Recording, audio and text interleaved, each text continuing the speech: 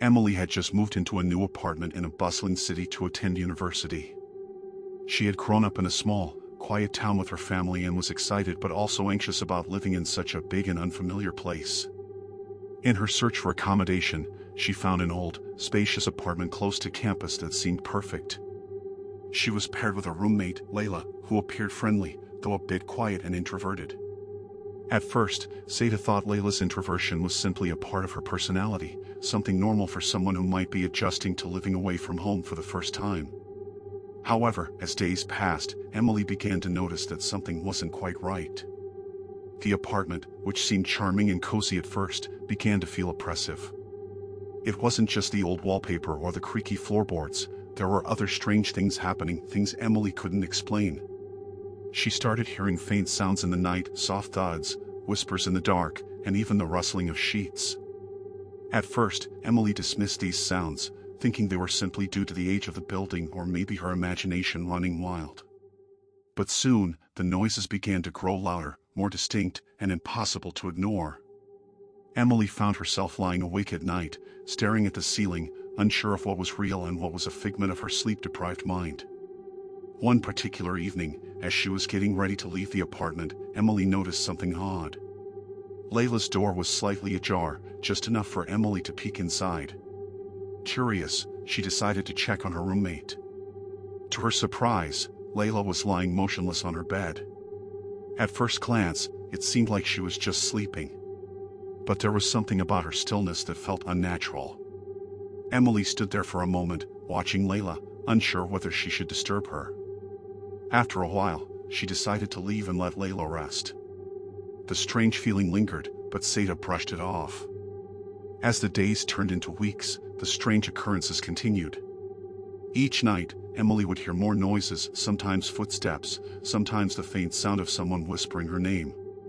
It wasn't constant, but it was frequent enough to unsettle her.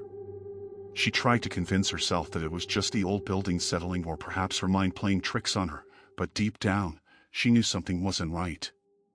One night, Emily couldn't sleep, and she decided to check on Layla once again.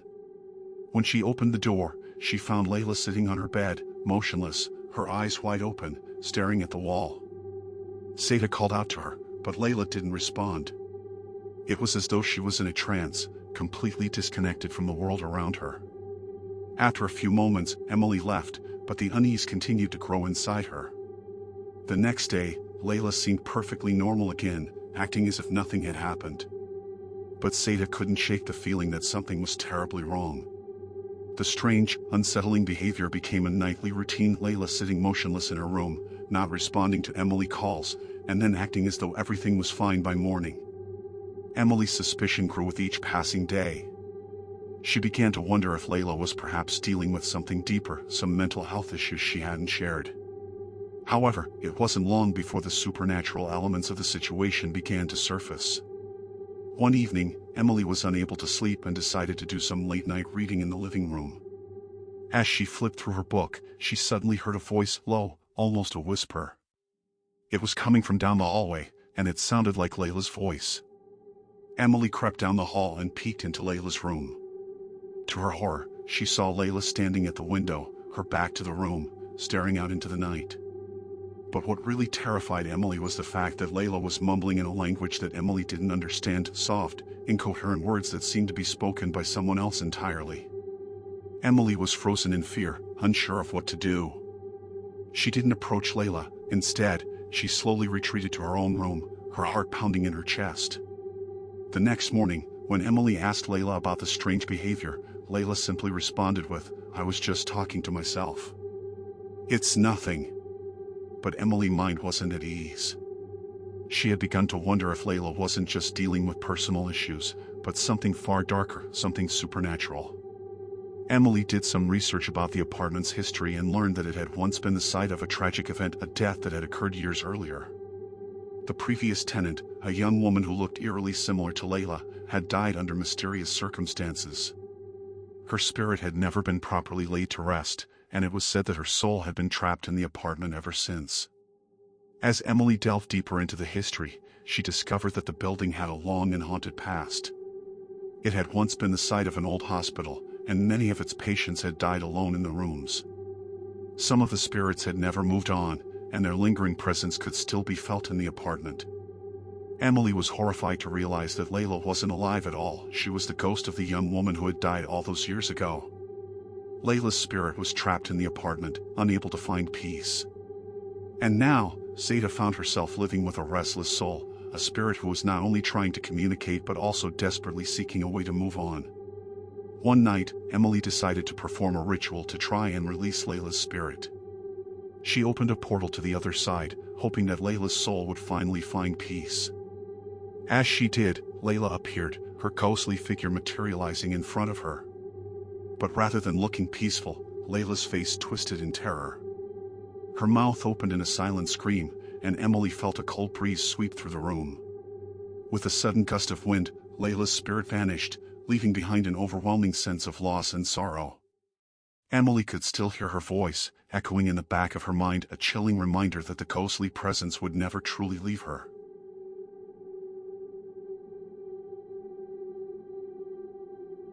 Maya had just taken a night shift job at a local hospital, hoping it would help cover her rent and tuition fees. The hospital was located in an old, imposing building at the edge of town.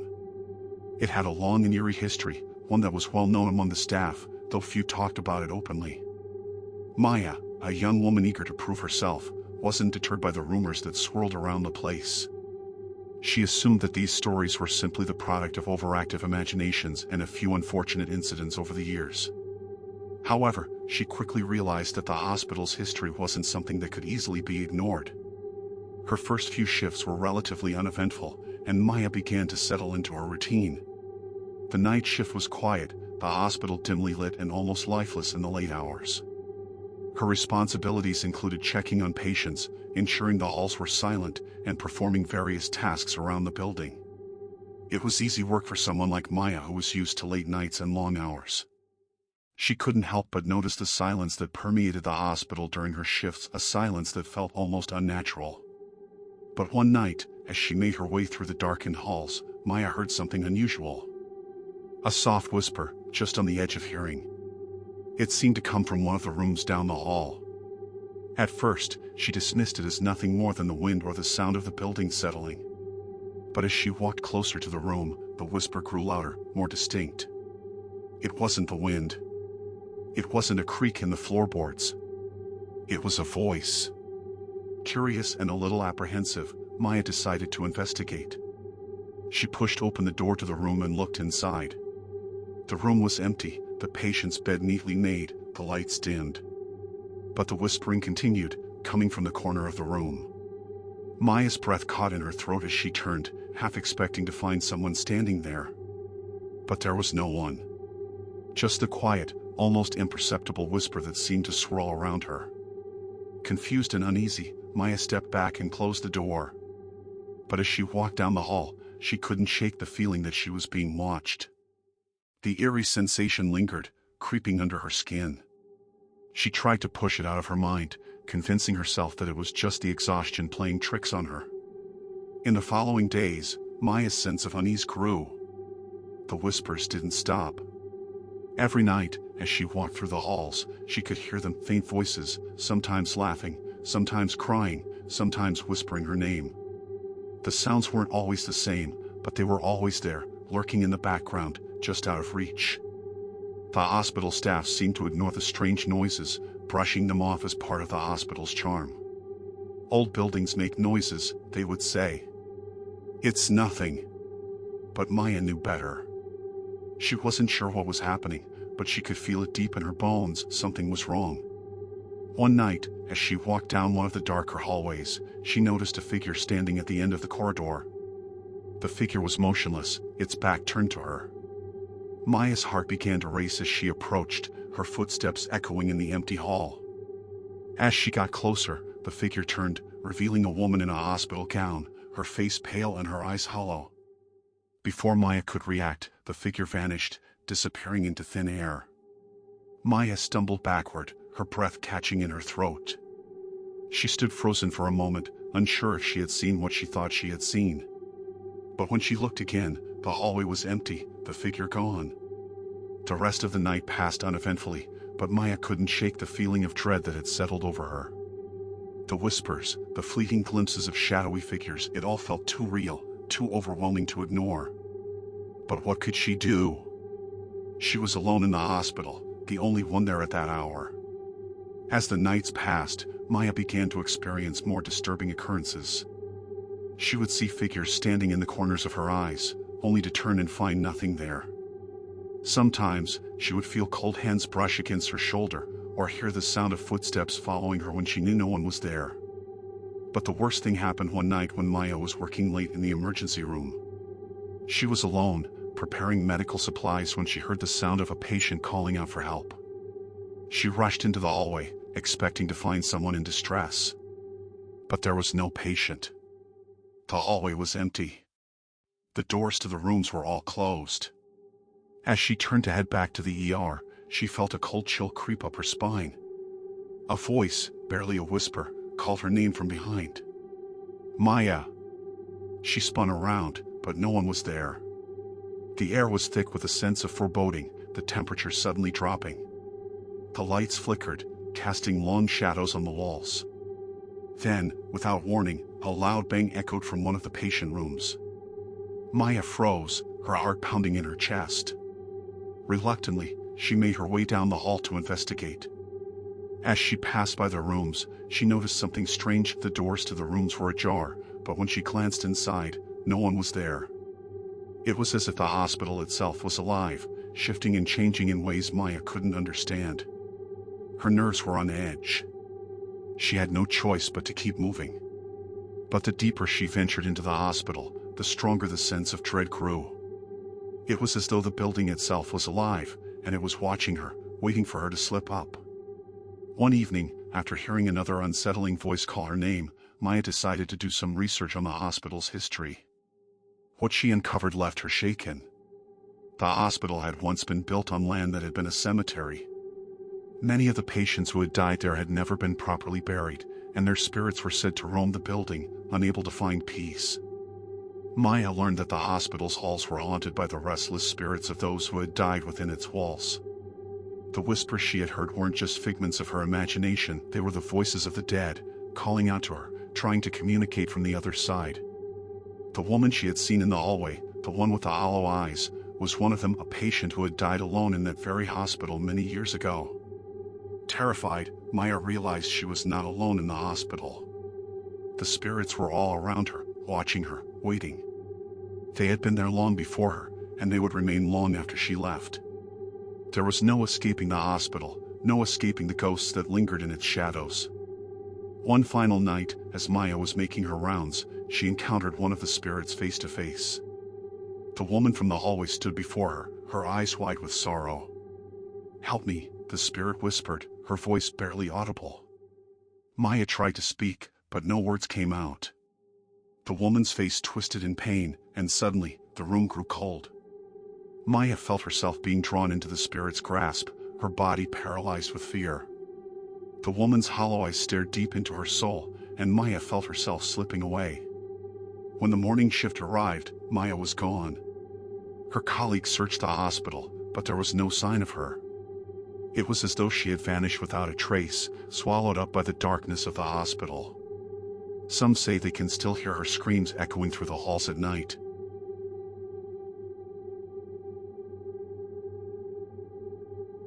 Layla had always dreamed of moving to the city to pursue her studies and live independently. When she finally got accepted into the university of her choice, she was overjoyed.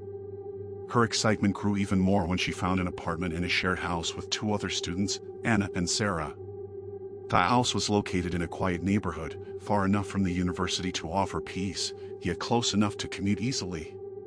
When Layla first met Anna and Sarah, they both seemed friendly and welcoming.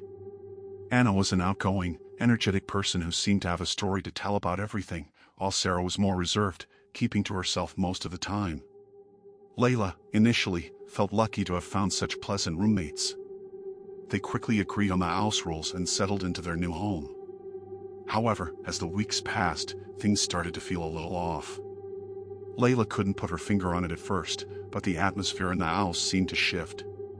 It was subtle at first, small things like items being out of place, doors left slightly ajar when she was certain they had been closed, and strange noises coming from the hallway at night. At first, Layla attributed it to the usual noises of an old house or maybe even the oddities that came with living with roommates. But then things began to escalate, and Layla could no longer dismiss the unsettling feelings she had. One evening, Layla was studying in her room when she heard someone moving around in the kitchen. The sound of dishes clinking echoed through the house, followed by muffled voices. Thinking it was Anna and Sarah, she didn't think much of it and continued studying. But after a while, the noises stopped, and an eerie silence filled the house. Curious, Layla decided to check on her roommates. As she walked down the hallway toward the kitchen, she noticed the lights were off. The house was completely silent now. When she entered the kitchen, she found it empty. No one was there, and nothing appeared disturbed. Confused, Layla shrugged it off as just her imagination playing tricks on her. However, the strange occurrences didn't stop. The following night, Layla was once again studying when she heard footsteps outside her door. The sound was unmistakable, heavy, deliberate steps that seemed to be pacing back and forth in the hallway. Layla held her breath, waiting for the footsteps to stop, but they continued, getting closer to her door. Then, suddenly, they stopped. Layla cautiously peeked out of her room, but the hallway was empty. No one was there. She checked Anna and Sarah's rooms, but neither of them was home. Layla felt a chill run down her spine. What was happening? As the days went on, the eerie occurrences continued to escalate. Layla started to feel like she was being watched. She would often catch glimpses of movement out of the corner of her eye, only to turn and find no one there. Sometimes, she would hear someone whisper her name, but when she looked around, no one was present. The strange sensations were becoming more frequent, and they were beginning to take a toll on Layla's mental state. One night, when Anna and Sarah were out at a party, Layla decided to investigate further. She had been hearing voices in the house again, but this time, they didn't sound like her roommates. They sounded far more distant, faint whispers that seemed to be coming from behind the walls. With her heart pounding, Layla grabbed a flashlight and began to explore the house. She checked every room, the basement, and even the attic, but found nothing out of the ordinary. But as she was about to leave the attic, she noticed something strange. One of the floorboards was slightly lifted, as if something had been hidden there. Curious, Layla pried the board open, revealing a dusty old box. Inside, she found a collection of old photographs, letters, and a journal. The journal was the most disturbing of all. As she flipped through its pages, she realized it belonged to Sarah. But the journal entries weren't normal. They detailed disturbing thoughts, visions of someone following her, voices in the walls, and strange dreams of being trapped in the house. The final entry in the journal was a chilling one: "I am not alone. The house is watching me." Suddenly, Layla felt a cold hand grip her shoulder, and she spun around in terror. But no one was there. Her breath caught in her throat as she realized the true horror of the situation. Terrified, Layla confronted Anna and Sarah the next day. She showed them the journal and the photographs she had found. Anna seemed shocked and confused, denying any knowledge of the disturbing entries. But Sarah's reaction was far different. She seemed to go pale as she stared at the photographs, her eyes widening in fear. Sarah finally confessed. She revealed that she had been hearing voices ever since she moved into the house. At first, she thought she was just being paranoid, but the voices had grown stronger over time. Sarah confessed that she had been struggling with the overwhelming sensation of being watched, as though something or someone was always present.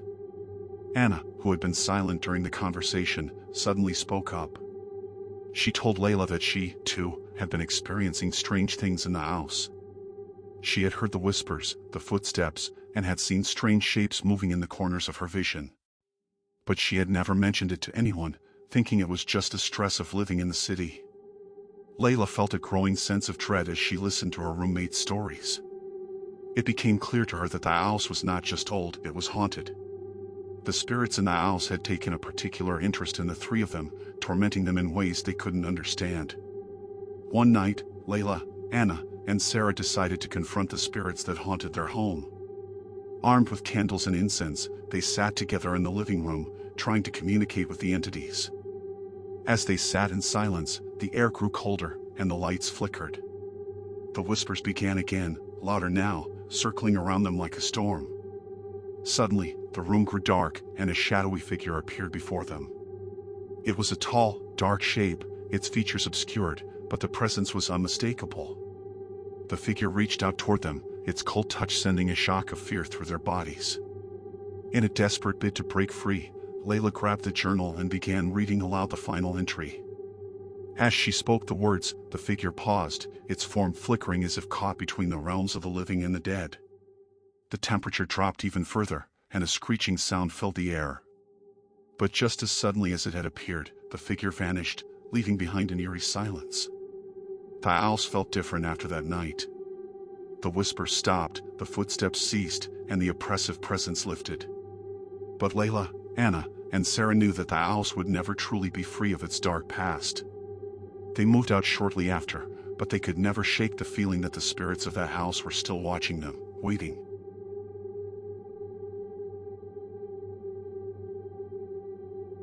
Ethan had been driving for Uber for a few months now, and while it wasn't his dream job, it paid the bills. The city was full of late-night riders, people coming home from parties, or travelers arriving at the airport at all hours of the night. Ethan had seen it all, the good, the bad, and the downright weird. However, nothing could prepare him for the night that changed everything. It started like any other night. Ethan accepted a ride request from a passenger who needed to be picked up from a downtown bar. The woman's name was Alice, and she seemed friendly enough when she got into the car. She was in her early 20s, wearing a red dress and a pair of heels that seemed out of place for the time of night. Alice thanked Ethan for picking her up and mentioned that she had had a long day, so she was just heading home. "Where to?" Ethan asked as they pulled away from the curb. "I live out in the suburbs," Alice replied, her voice soft and tired. "It's a bit of a drive, but it'll be worth it to get some sleep." Ethan nodded, starting the drive to her home. He didn't mind long rides, it meant more money. As they drove through the city, Alice remained quiet, staring out the window, her mind seemingly elsewhere. It wasn't unusual for passengers to be silent, so Ethan didn't think much of it at first. But the longer they drove, the more uneasy he began to feel. There was something about Alice that started to unnerve him.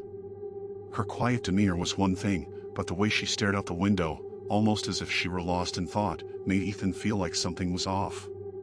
Every so often, he'd catch her glancing at him from the corner of his eye, her expression blank, almost too calm for someone who had just left a party.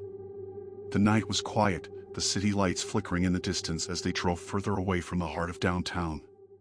Ethan couldn't shake the feeling that something wasn't right.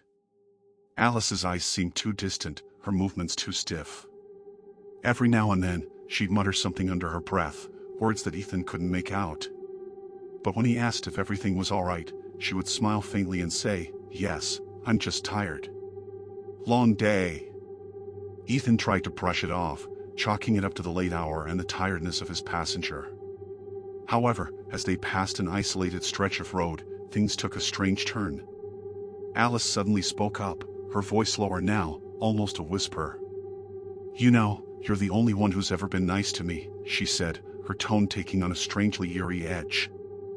"I've been through so many rides, and most of the drivers don't even speak to me. But you're different." Ethan gave her a nervous smile, unsure of what she meant. "Ah, I just try to be friendly," he replied, his fingers tightening slightly on the steering wheel. Alice's smile faded, and she stared straight ahead again, her eyes hollow.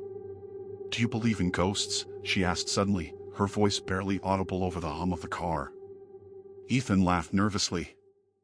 "I don't know if I believe in ghosts, but I've heard some strange stories." She nodded slowly, her fingers tapping lightly on the window. "I live in an old house," she said softly, almost as if talking to herself. "It's been in my family for generations. And, well, it's not empty." Ethan raised an eyebrow, his curiosity piqued. "Not empty? What do you mean?" Alice turned her head slowly, her gaze locking with his. "I'm never alone in that house. It's always watching me." Her words hung in the air, and for the first time, Ethan felt a chill run down his spine. There was something unsettling about the way she spoke, as if she were telling him a secret that he wasn't supposed to hear. Before he could respond, Alice suddenly turned away, staring out the window again. The rest of the ride passed in silence, but Ethan couldn't shake the feeling that something was wrong. He had been driving for hours, and Alice's strange behavior lingered in his mind. When they finally arrived at her house, a large, old Victorian-style home, Ethan felt a strange sense of relief. The ride was over, and he could put the unsettling experience behind him. "Thanks for the ride," Alice said, her voice eerily calm. "You're welcome to come inside for a drink if you'd like." Ethan shook his head, declining the offer politely. He wasn't sure why, but he didn't want to go inside the house. There was something about it that made him uneasy. "No, that's okay. You've had a long night," he said, giving her a forced smile. Alice nodded and stepped out of the car, but as she walked toward the front door, Ethan felt a strange compulsion to watch her. She paused on the porch, glancing back at him over her shoulder. Her face was expressionless, but her eyes, those dark, hollow eyes, seemed to pierce right through him. "Good night, Ethan," she said in a voice that sent a shiver through him. He quickly drove away, trying to shake off the eerie feeling that had settled in his chest. But as he turned the corner, he glanced in his rearview mirror, and his blood ran cold. Standing on the porch, staring after him, was Alice, her figure still visible even though he was several blocks away. Over the next few days, Ethan couldn't stop thinking about that night. His mind kept returning to Alice's unsettling words and the strange feeling he had gotten from her house. He couldn't shake the image of her standing on the porch, her hollow eyes watching him as he drove away. One evening, as Ethan sat in his car waiting for his next ride, he noticed a familiar name pop up on his phone. It was Alice. She had requested another ride. This time, the location was different, a few blocks closer to where he had dropped her off. Ethan hesitated for a moment, but curiosity got the better of him. He accepted the ride, figuring it might be just another normal passenger. But when he arrived at the location, his stomach dropped. The address was the same old Victorian house where he had dropped Alice off. It seemed impossible. Had she been waiting for him to return? He checked his phone again, and it confirmed the location. He drove up to the house, but this time, the porch was dark. No one was waiting outside.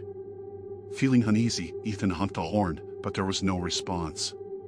He got out of the car and knocked on the door, but no one answered. Suddenly, the door creaked open. Ethan stepped inside cautiously, calling out for Alice. The air in the house was thick, cold, and stagnant. It felt like something was wrong, like the house itself was alive, watching him. As he moved deeper into the house, he began to hear footsteps behind him. When he turned around, no one was there. Then, the whispers began. Soft at first, but growing louder with each step he took. "You shouldn't have come," a voice whispered from the darkness. Ethan's heart raced as the house seemed to close in on him.